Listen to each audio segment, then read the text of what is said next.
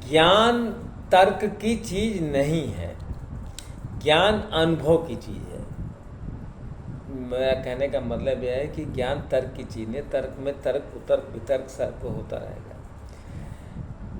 जब हम वेद में या प्राचीन हिंदू उसमें योग में जाते हैं तो वहाँ ये सब तर्क जो है बकवास चीज़ें हो जाती हैं। ये तर्क ज्ञान दो तरह के होते हैं, एक सैद्धांतिक पक्ष है, एक प्रयोगात्मक पक्ष है।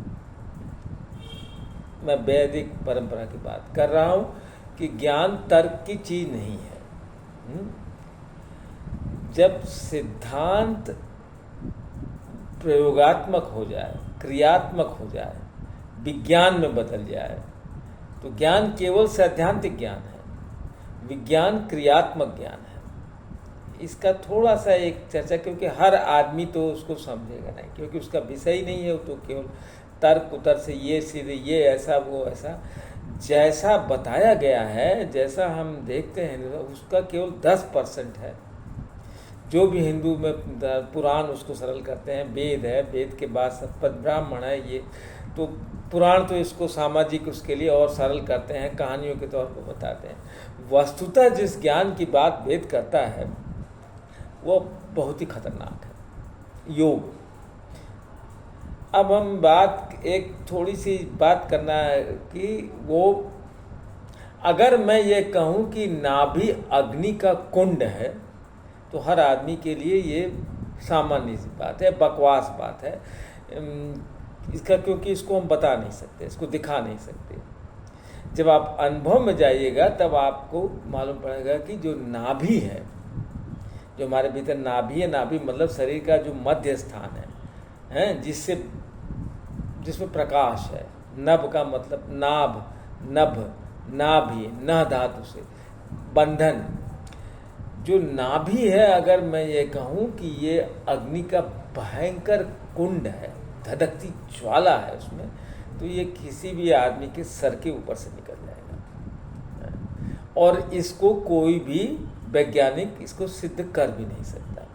ये बिल्कुल मैं इस बात से सहमत हूँ। लेकिन वस्तुतः वह अग्नि का दहकता हुआ कुंड है, इसमें कोई दो राय नहीं है। नाभि वो यज्ञ कुंड है, शरीर का यज्ञ का कुंड है। हाँ, उसमें दहकती हुई आग है।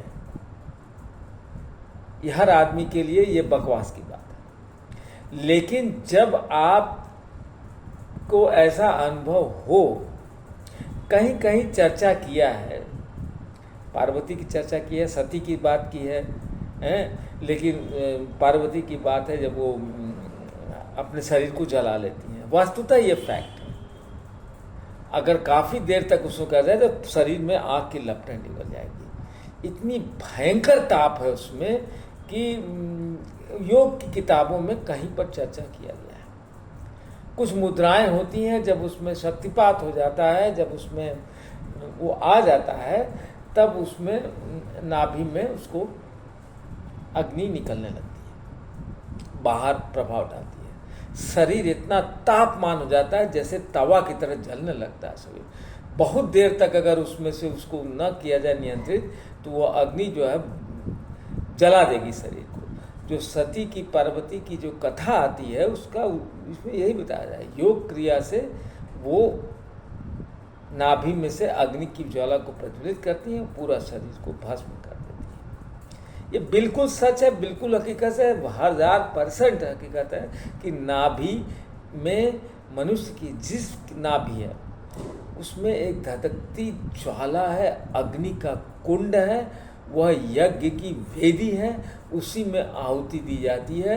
और उसी को योगी साफ करने के बाद जब उसमें अग्नि जो है शांत अग्नि प्रज्वलित होती है, तभी धीरे धीरे धीरे वह पराज्ञान को आने लगता है। ये सच है।